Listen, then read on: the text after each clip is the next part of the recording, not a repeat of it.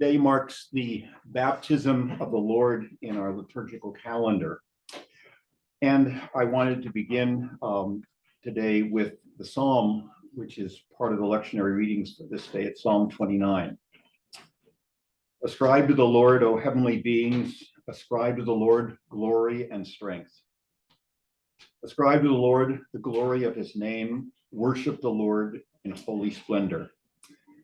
The voice of the Lord is over the waters, the God of glory thunders, the Lord over mighty waters. The voice of the Lord is powerful, the voice of the Lord is full of majesty. The Lord sits enthroned over the flood. The Lord sits enthroned as king forever. May the Lord give strength to his people. May the Lord bless his people with peace. Let us pray. Gracious God, whose years never fail and whose mercies are new each returning day, let your Spirit renew our lives, warming our hearts and giving light to our minds, that we may pass into the new year in joyful obedience and in firm faith. Through him who is the beginning and the end, your Son, Jesus Christ, our Lord. Amen. Amen. This morning, it's my privilege to introduce the Reverend Dr. Alice Bellis, pastor and scholar. I like that. That's a nice attribution. And you're going to lead us over these next weeks on a journey meeting trailblazing women in the Hebrew Bible. Dr. Bellis, you are the Distinguished Professor of Hebrew Bible at Howard University Divinity School, and you've been in that position for over 30 years. Oh, wow. Your long list of publications include a commentary on Proverbs, which was the winner of the Book of the Year award by the Catholic Publishers Association. And your areas of research include African Bible, women in the Bible, and your work in Proverbs. And you are also a pastor. You're an ordained Presbyterian minister, and you've served churches in Washington and Northern Virginia. You are a sought-after preacher and teacher throughout our community. You were educated at Duke University, Howard Divinity School, the Catholic University of America, and the Howard School of Business. I want to hear about that. That's a line of I get bored. And so we are honored to welcome you to Westminster Presbyterian Church, Dr. Bellis. Thank you so much.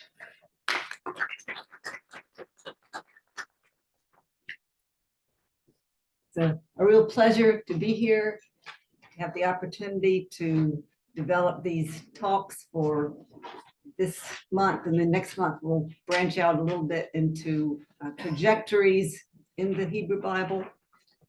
I have to tell you that some things have happened over the last few weeks that have impacted my schedule, especially for the first Sunday. So today and the first Sunday in February, my pastor at Westminster, DC had some surgery over the holidays, back surgery that did not go quite as planned. I got a call, I don't know, a week or so ago saying, can you preach every Sunday for the next 3 months? I said, no, I cannot. Then the backup request was, how about just communion Sundays? Because you have to have an ordained person for those Sundays. And we're a kind of an informal congregation. We often use non-ordained people for other Sundays. So I talked with Dr. Bolton, and we said, well, maybe if I can get away right at 10:45, get myself over to Westminster, DC. Obviously, I'm not going to be there at 11 o'clock, but if I get there in time for the preaching moment, we can make it work. So to start at the very beginning, to offer my apologies for running out right at 10:45, which is not something I would ordinarily do. I would ordinarily stay around and chat. In fact, at Westminster, DC, where I work with my husband on an adult ed class on a regular basis, we often don't get upstairs to church until halfway through the service, because we're talking well into the next hour. And it's very uncomfortable for me to just say, hi, bye, you gotta run. But I'm gonna have to do that today. It's particularly awkward on the first Sunday when I'm starting, but that's just the position that I'm in right now to help out my own church. So please forgive me for what feels awfully rude to, eat and run kind of thing. But anyway, I guess the other thing I'm going to say is, you all are a new group for me, and I don't know how fast or slow we'll go through this. If we don't get through all the material I had planned for the first Sunday, I'll just readjust the next Sunday. We'll finish this week's material and have it slide into next week. So we'll adjust as we go along. All right, so I guess moving on then to the next slide, schedule, agenda, proposed anyway. Today we'll do a brief introduction and then move on to the first of the 4 women. Well, not 4, but exactly the first of the 4 weeks anyway. The focus will be on Zipporah in terms of her religious leadership. January 14th, Zelophehad's daughters and their legal leadership. Then January 21st, Deborah and Yael, military leadership. And then January 28th, Bathsheba and the Queen of Sheba, political leadership. So 4 groups of women and different kinds of trailblazing that we find in the Hebrew Bible. And feel free to stop me as we go along. That's fine. Again, we don't have to finish these slides this week. We can adjust as we go along. All right, so next slide, introduction, everyday life in early Israel. So some of this I'm sure you all already know, but it's helpful, I think, to keep these realities in mind, that ancient Israel was an agrarian, an agricultural, a very low-tech agricultural world. It was decentralized. There was not, in the early days, was not like a central government. It was very family farm kind of oriented. Tribal extended family, you might think of it. Very much communitarian rather than individually oriented, of necessity. That's the only way they could survive, was for everybody to pull together to make it work. Again, no electricity, no running water, no stores, no banks, no prisons, all the things that we take for granted. None of that existed in early Israel. It was much more egalitarian than developed later, once they became more, what word do I want? More what we think of as developed. But in the early days, everybody had to pull together to make it possible to survive. Women, men, children, they all were working on the farm. And then in terms of women's lives, in the early period, before the kingship, before monarchy developed, hard physical work, sowing seed, weeding, harvesting, grinding grain, we'll talk about that a little bit, making bread, tending children. Really, really hard work. Women were physically strong. There's a study that I ran across that goes back to 2017 in Science News, that based on the DNA they found in bones, ancient bones that they dug up, they did an analysis of these bones and found that ancient women were stronger than the strongest professional women athletes, rowers. And of course, the rowers have this incredible upper body strength. Ancient women were stronger than that. And it's based, we think, on all the grinding of grain, which was very, very hard work. So these ancient women did huge, heavy lifting that we can't even imagine how hard their lives were. They weren't just sitting around tending babies, although they did that too. But they did a lot of heavy farm work in addition to taking care of babies. So it was not an easy life. And this is just for your average woman. I'm lifting up special cases here, but the typical woman was doing amazing amounts of hard physical labor that we find it just impossible to even imagine. So turning to special cases, and the next slide, the next one is Zipporah. The first woman we're looking at is Zipporah. Excuse me. You go to the internet, you'll find all kinds of pictures, but this one I just thought was an interesting one. Detail of Jacob Jordan's, I'm not even trying to pronounce the name, painting Moses and his Ethiopian wife. And this is just a detail I've pulled off of the painting to give you at least a visual of what she might have looked like. We, of course, don't really know. This painting goes back to 1650. So next slide.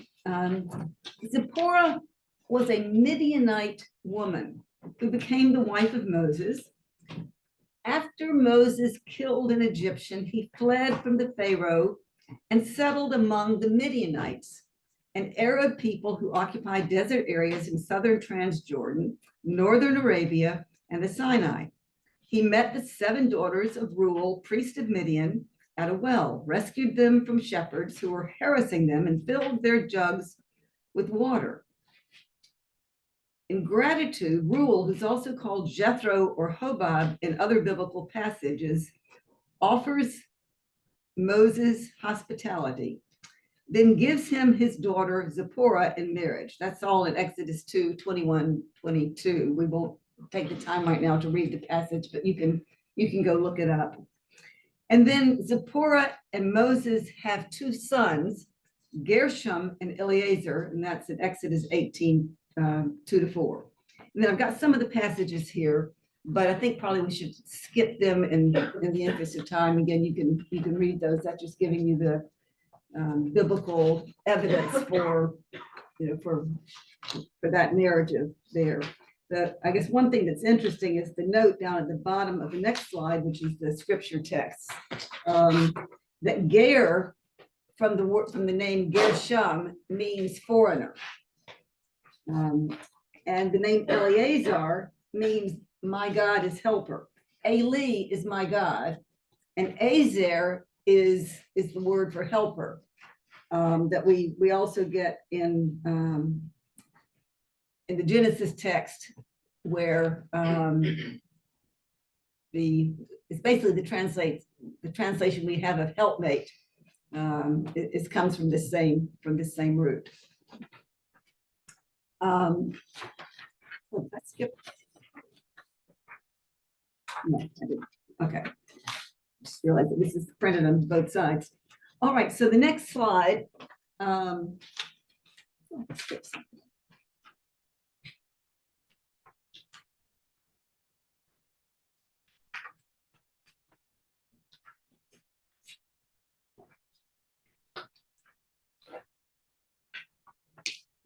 Okay, so the next slide is pictures of the Egyptian goddess Isis in the middle, her husband Osiris on the right, and the Horus temple on the left. And the reason these are here is that Zipporah's name means bird.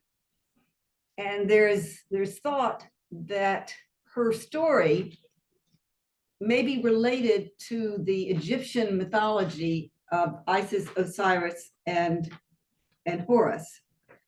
I think I talk about this in a later slide, but since I've got the pictures up, let me just go ahead and say that the mythology is that Osiris's brother Seth killed Osiris and scattered his parts far and wide. Isis collected the parts, brought them back together, and then was able to give birth to her son, Horus. So this is a sort of a rebirth myth within Egyptian mythology, and Isis is one of the most important of the Egyptian gods. So with what's going to happen with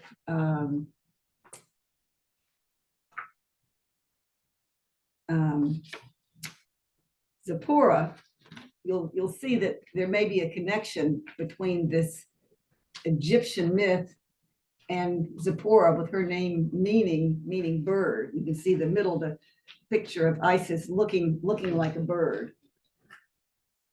Anyway, this is not the only place where there may be Egyptian influence in the Bible. Next slide, please.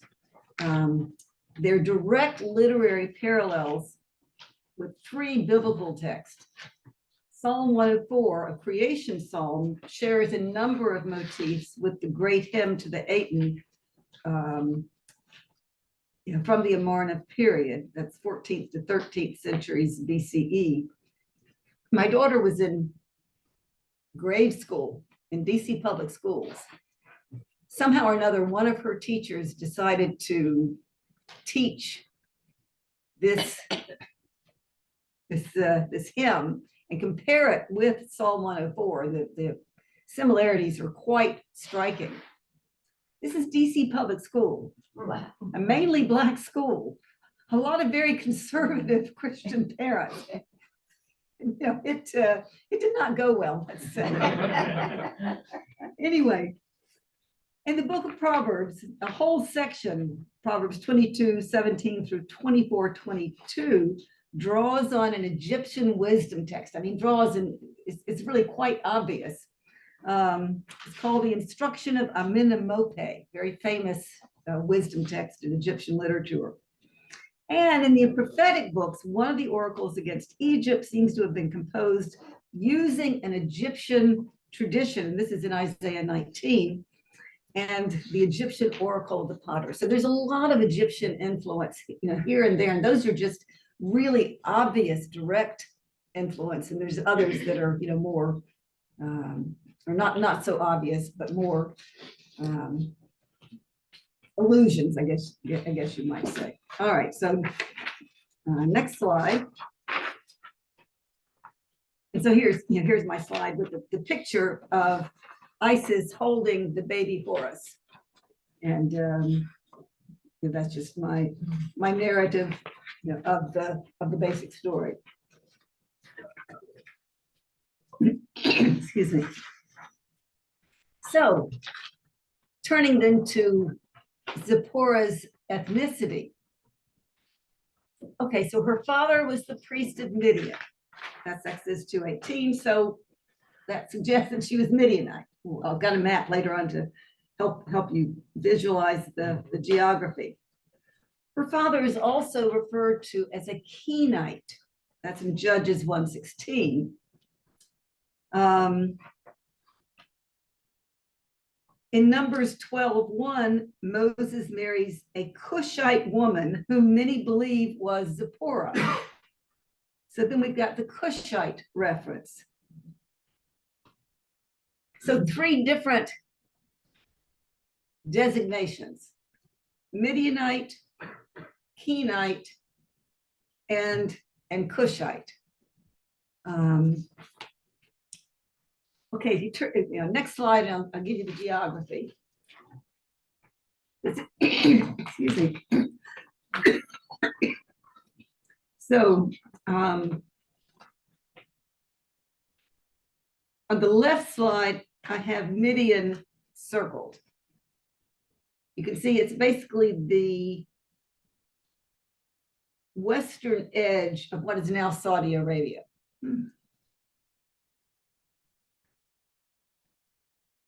On the right-hand slide, sorry, the whole area that is colored red was considered Cush, but the The smaller area that I've circled was the kingdom of Cush more narrowly. Now, if you turn to the next slide, I'll try to describe this a little better. So Cushite, the term Cushite could refer more narrowly to the kingdom of Cush, that smaller circled area. But it could also refer more broadly to anyone south of Egypt, and probably to anyone from what we would call Africa to the west of Egypt, or Asia to the east of Egypt. It's sort of like the way we use the word American today. We use it in terms of anybody who is a citizen of the US, but more broadly to anybody who lives in North America or South America. So it has a narrow and a broad meaning. So a Midianite could also be considered a Cushite. And since a Kenite was a metalsmith, kind of like a blacksmith, but a broader term, a Kenite could also be a Midianite or a Cushite. So Zipporah could fit all of those sort of ethnic categories, in one case, really more of a professional category. All right, so moving on. Zipporah's claim to fame. As an early cultic practitioner is safe, but we don't really understand what's going on in the cryptic text where we get this. Can I ask a question? Yeah, I've got If you, yeah. I'm wandering around and I'm Sephora, how do I identify myself? Do you know what I mean? Do I say I'm from a tribe, or you have 3 different ones Yeah. here, so. And these are just what we pulled out of the text. I mean, she's identified as a Midianite, Okay, and that means she's from a certain region. from the land of Midian. Okay, Now, what she would have called herself, is because this is sort of the way we think of it today. Whether she would have called herself that, because even today, I was having a discussion last night. Even today, people in Africa don't tend to identify as much with the modern Western countries that we have created as they do with their tribes. right. So, this is where she was located in what was called Midian, but whether she would have thought of herself as Midianite. And again, the Kenites were an effective professional. That was something that was not so much of an ethnic designation or a geographical one, because they wandered around. They took care of everybody's needs. So definitely not geographical and not exactly ethnic. Was Cushite geographical? It was, but it was more narrow and more broad, because there was a kingdom of Cush in what is basically modern day Sudan. But then the term got to be used more broadly for anything south of Egypt, to the east or the west. So depending on how it was being used, and then when you get to the term Cush, the Hebrew term Cush gets translated in the Bible often as Ethiopia. And to our ears, that means the modern place Ethiopia, but the word Ethiopia is Greek. And so it's very confusing, because Cush was basically modern day Sudan, not modern day Ethiopia. But, wait. Yeah, right, it's very confusing. No. Wasn't it in the same, wasn't Ethiopia Not, below Egypt? yes, It was but in between is Sudan. Okay, Sudan and then Ethiopia. And Sudan is what was called Upper Egypt. And what we think of it as Egypt was Lower Egypt. Okay. Just to confuse matters more. And Sudan equals Cush equals Upper Egypt was part of the Egyptian kingdom during part of the time, especially the 25th dynasty, which is a whole nother issue, but this is very confusing stuff. Was, But good questions. was Sephora, did she not travel? Did she stay in her, We don't know. we don't know. We don't know. We don't know much about her. Uh, We just have these isolated texts. mhm. But the thing that makes her a cultic trailblazer, and somehow I feel like we missed the text. We skipped. Did we skipped a page somehow? skipped, a strange incident, we skipped that. Yeah, and somehow it's in the back of the sheet. Sephora acts in the role of a priest. Yeah, We yeah, kinda I'm sorry, skipped those two a little bit. They're before the ISIS drawing, picture. I'm trouble finding it here. It's page 4 in our handout. In our handout, it's 4, but in yours, it's 7 and 8, maybe. Slides. Okay, there it is, a strange incident, thank you. Yeah, I mean, somehow, it's on the back, it's in the back, and I flipped right by it. So let's go back there. All right, so this is one of the strangest incidents in the Bible, and it's Exodus 4:20 through 26. So just 6 or 7 verses. So, Moses is heading back to Egypt with his wife and their sons. God has told him to go talk to Pharaoh, to save the people, all this kind of stuff, and he's doing it. So you'd think everything would be great now. He's gonna save the people, everything's gonna be fine. But on their way at a night encampment, quote, the Lord met him, presumably Moses, and tried to kill him. What? What's going on here? So that's 4:24. No reason is given, just out of the blue. Moses is with his wife, who comes to his rescue. She knows what to do. She takes a flint and cuts off her son's foreskin. Circumcision, Right. apparently. She then flings the foreskin at his feet. Whose feet?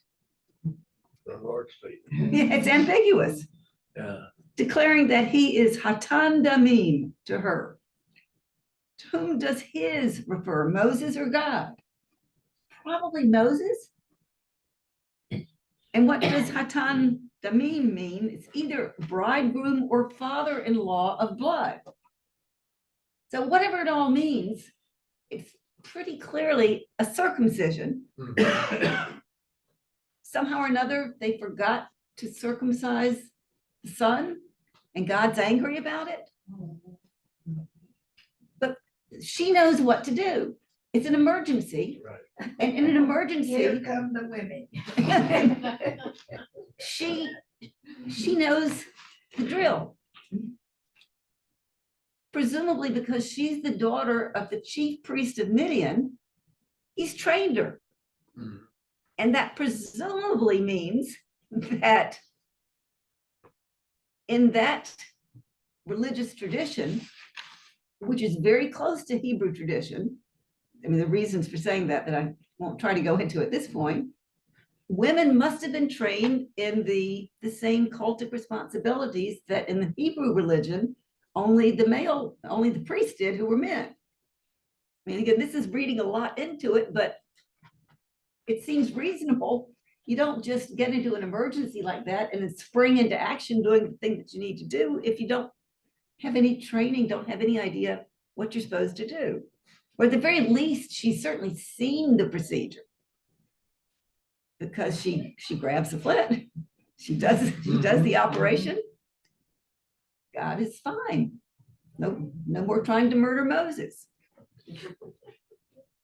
So I mean, that's the least that we can say is she's seen it done. She knows what to do. She does it. She is acting in a priestly role. Can I ask another question? Yes, please. if I am Moses and I'm wandering around, how do I identify myself? Do I say I'm Hebrew or do I, and was it unusual for him to marry a Midianite? Well, that gets into, again, a very interesting whole question about Moses' background. Oh, Um, that's right. I'm sorry, I forgot the basket with the water. Well, it's not just He's that. actually Egyptian. But it's not just that, it's also his parents. If you look at their lineage, they both come from priestly backgrounds. And yet when he is introduced to the name of the special name of God, it's as if he's never heard it before. So there's some odd things going on. His mother is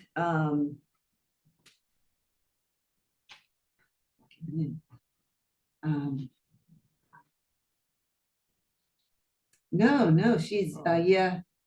She's the Hebrew woman who was the maid, right, or the. No, she's The mother was the one that put him in the. Basket, but she Right. worked for the Pharaoh's doctor, didn't she? Well, She sent him down the river. no, She did in the movie. Yeah, because she breastfed him and became his. Right, but I think that she was hired after. Mhm. right, I'm just She blocking, but found her Moses and name she needed has a wet nurse. a Yahwist element to it. I'm just blocking her name right now. It's Yah something. So the fact that her name has a Yahwist element in it means that she clearly knew that special name because it's part of her name. And yet Moses doesn't know the name.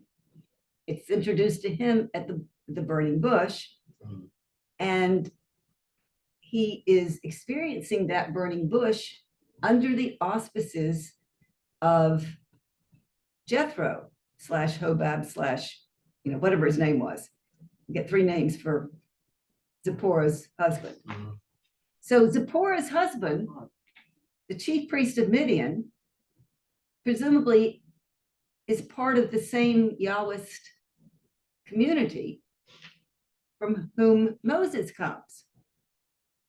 Even though, according to the story, he got taken away very young, too young apparently to know the name, but his mother knows the name. So Jethro's Midianite community is related to Moses' family's religious community. They're cousins, at least religiously. So, and there's ultimately, and this gets into a whole other thing, there's some DNA evidence that suggests that the original worshipers of this god were from let me go back to the map. Yeah, back to page 7. The southern, essentially modern Yemen.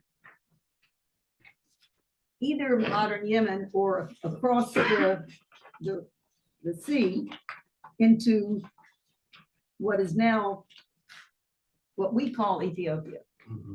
There's a very narrow space between Yemen and across the sea to Ethiopia. And there's, again, this is a whole other bit, but there is some evidence that the original worshipers of Adonai came from that area. And whether Zipporah, I mean, not necessarily Zipporah herself came from that far south, but this religious group of which her father-in-law and her parents were all probably mixed up in, probably originates there. And there's evidence that the priests, the Hebrew priest, came from that area. Not the Levites, just the priests. But again, that's getting far afield. But whether the women originally were trained to do certain cultic functions, or whether Zipporah just observed it and knew what to do.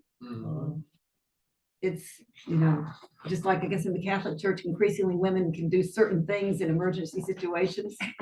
That would not be one of them. Yeah, right, Well, I right, don't think the procedure is that difficult. right, yeah, that's right, it's pretty easy to do. Right.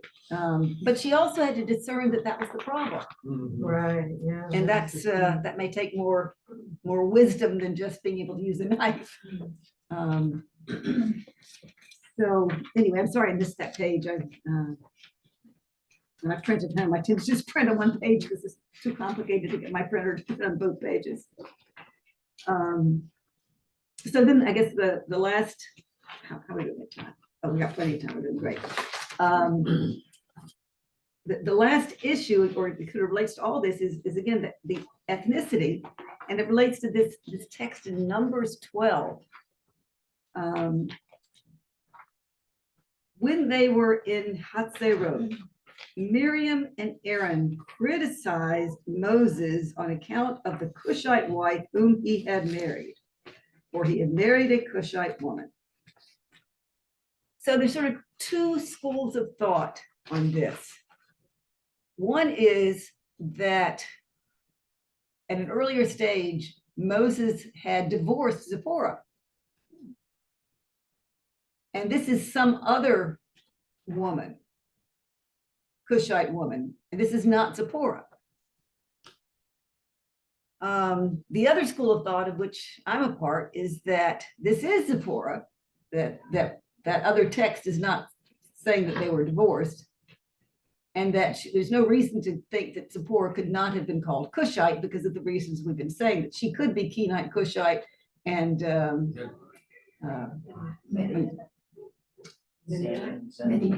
Midianite. Yeah, she could be all those things at the same time. So taking that view for the moment, at any rate, if that were the case, Miriam and Aaron criticized Moses, but the verb is feminine singular. Two people, one verb, feminine singular, suggesting that she was the ringleader. And that kind of thing happens in Hebrew sometimes. And they said, has the Lord spoken only through Moses? Hasn't he also spoken through us? So there's some sort of a power struggle, jealousy, something.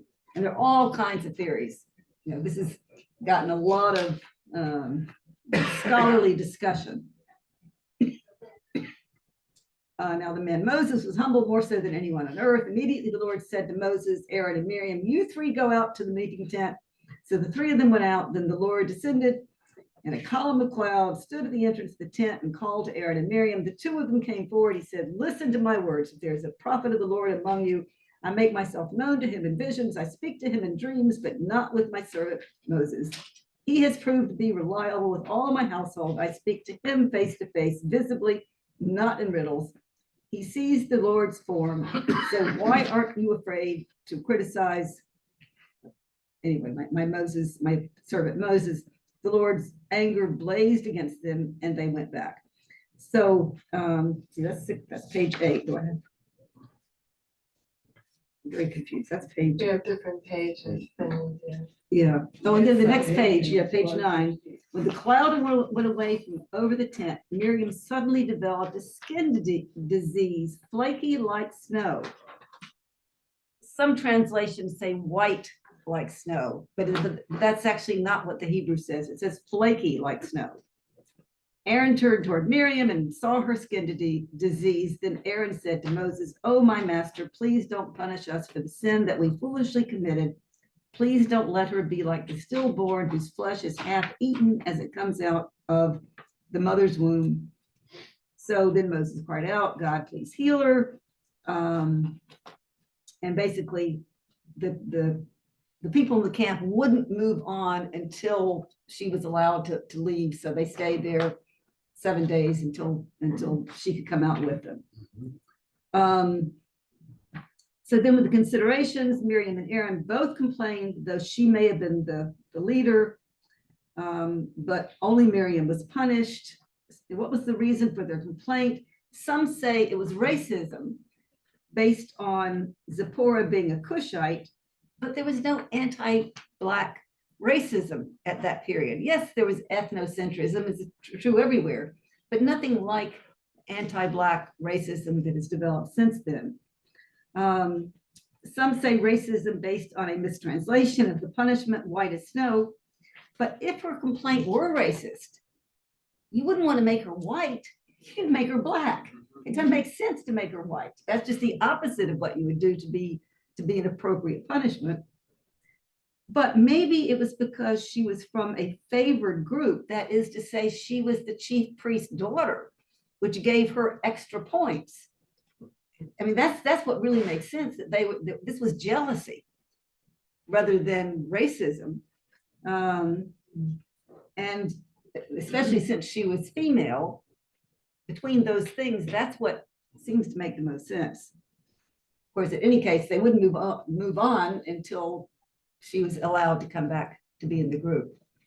But I think at this point, scholars who initially thought it was based on racism sort of changed their tune and decided it wasn't racism, it was favoritism. She was the chief priest's daughter, and that was what was really going on there. So you wouldn't believe how many articles have gone around that issue. That one verse has garnered a lot of attention. But in terms of the issue here, we're talking about, religious leadership. We know that she did something that looked like circumcision that saved Moses. Not only did she do it, but she had the discernment to figure out that's what was needed. And then if this was Zipporah who was in this complaint about Moses and not some other woman, then the community supported her. They were, Aaron and Miriam were complaining about her, probably because they were jealous of her because she was in a position of being the chief priest's daughter. But the whole community backed her in terms of not wanting to leave until she could rejoin the community. And that's more of a political issue in a way than a cultic one. But if we're talking about Zipporah, it's hard not to talk about that issue because that's a big issue, especially in terms of the literature that deals with her. So how are we doing in time? No, we're a few minutes to talk. I was rushing so much that I left us plenty of time to talk about her. So thoughts, questions? So they weren't real thrilled that she was Cushite, correct, Zipporah? Say it again? The Miriam and Aaron were criticizing Moses because he married a Cushite woman. Well, the question is whether it was because she was Cushite. I mean, this is, they were, what it says is they were complaining because of the Cushite woman he married. Does that mean they were complaining because she was Cushite or because something else about her, and that's just a descriptor? Mm-hmm. My view, and I think maybe the dominant view now, is they were complaining because the Cushite woman was the chief priest's daughter. Mm-hmm. And they thought that she was getting special treatment because of her status.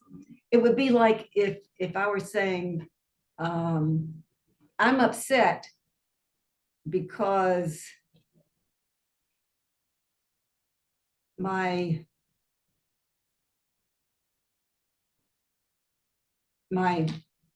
colleague, my Caribbean colleague is getting special treatment. But I'm not complaining because he's Caribbean. I'm complaining because he's getting special treatment. I didn't say that very well, but because actually I have more than one Caribbean colleague. But anyway, my Ghanese colleague, because I only have one of those. My Ghanese, or let's just maybe not even make it me. So-and-so is complaining because of our Ghanese colleague. But they're not complaining because he's Ghanese. They're just using that as an identifier. So the question is the complaint because she's Cushite, or is that just an identifier? And the real thing they're complaining about is something that's not stated. You see what I'm saying? And it's impossible to tell just based on the text we have.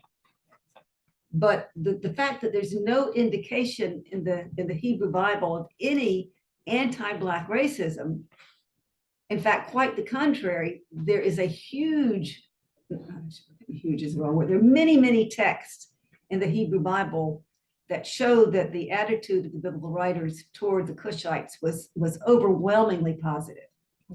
The Cushites were considered handsome, wealthy, the best military people. The attitude was very positive. The only negative attitudes were political. When there were certain situations where, trying to think of a good example.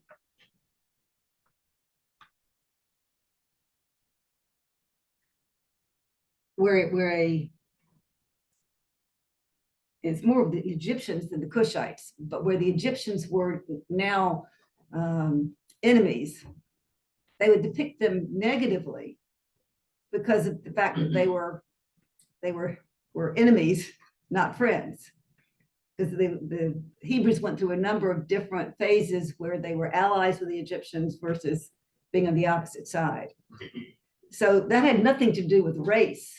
That had to do with political friendship or hostility. But when they're talking about the Cushites, it was almost universally positive.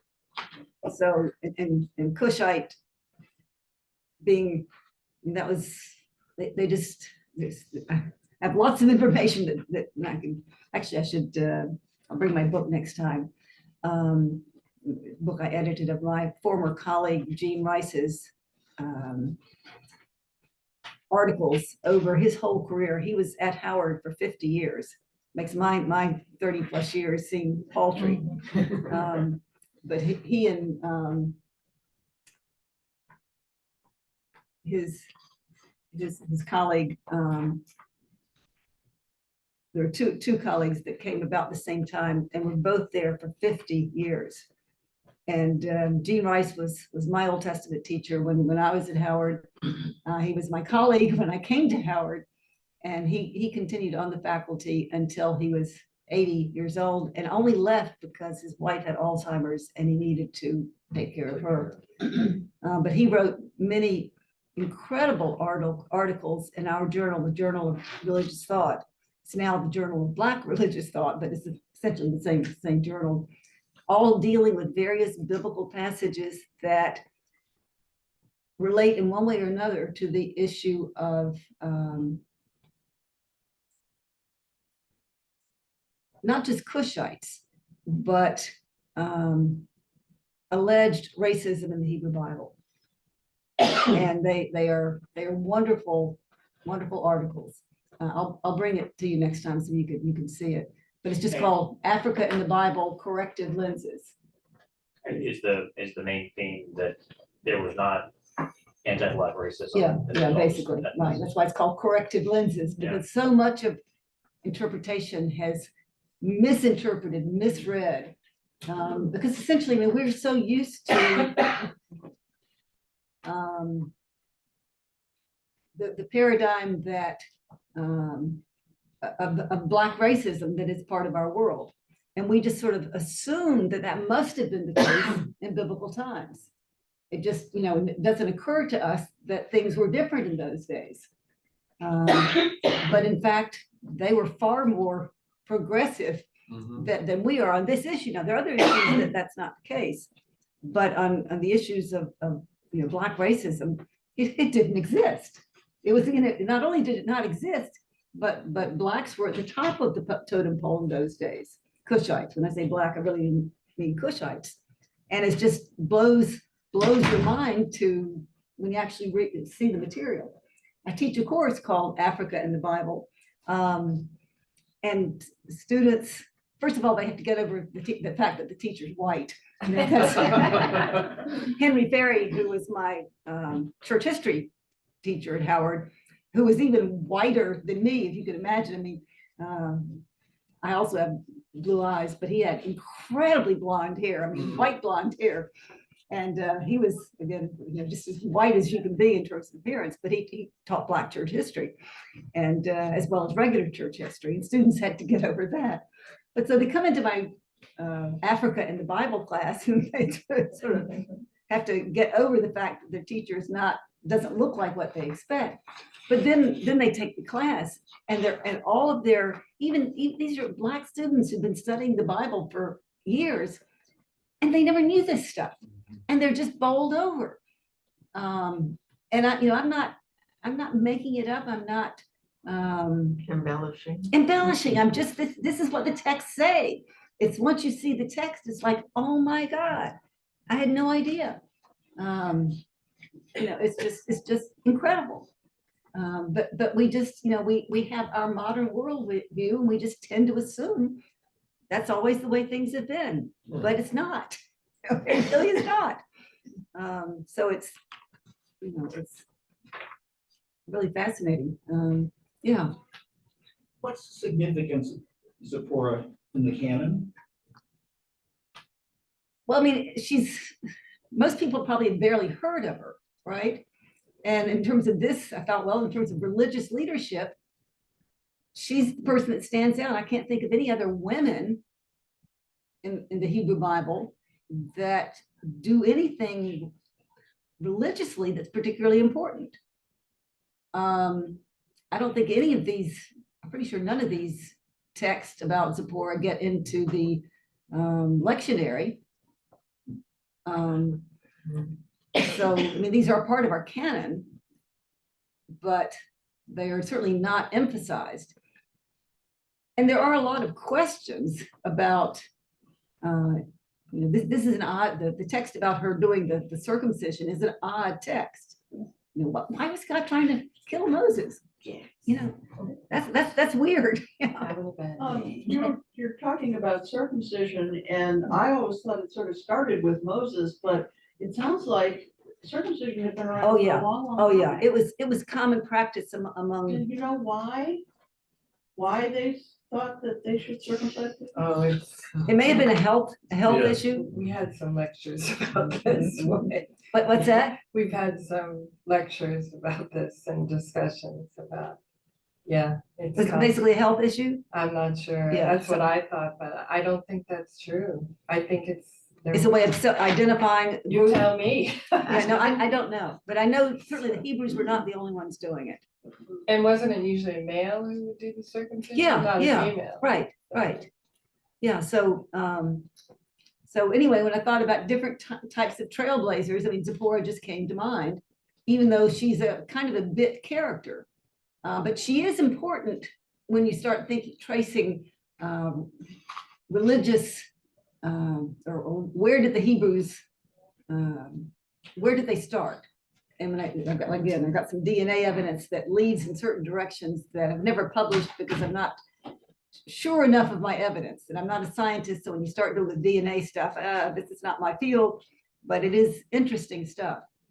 But yeah, she's not a major player, but she's interesting. Want to respect your time. Oh, yeah. I want to get you out of here on time. Can you give us a preview, a snapshot for next week? Sure. So next week we're doing another set of characters who are not well known. Zelophehad's daughters. Zelophehad. That's four syllables. Also starts with a Z. Not everybody starts with a Z. That was just coincidence. And Zelophehad had 5 daughters, no sons, and so they advocate legally for their right to inherit their father's property, and they win.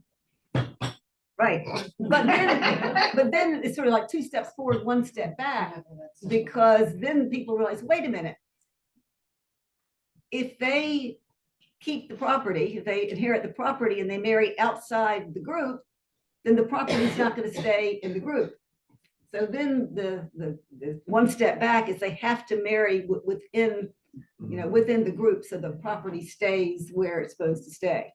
And they agreed to that. So that's the basic deal. But what's interesting is the way the rabbinic tradition worked with this.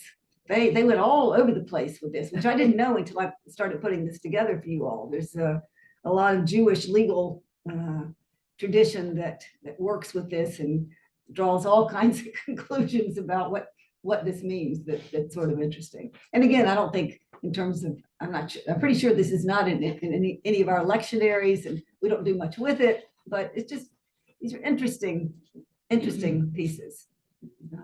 So, You gotta go. okay, thank you all very Thank you so much. much.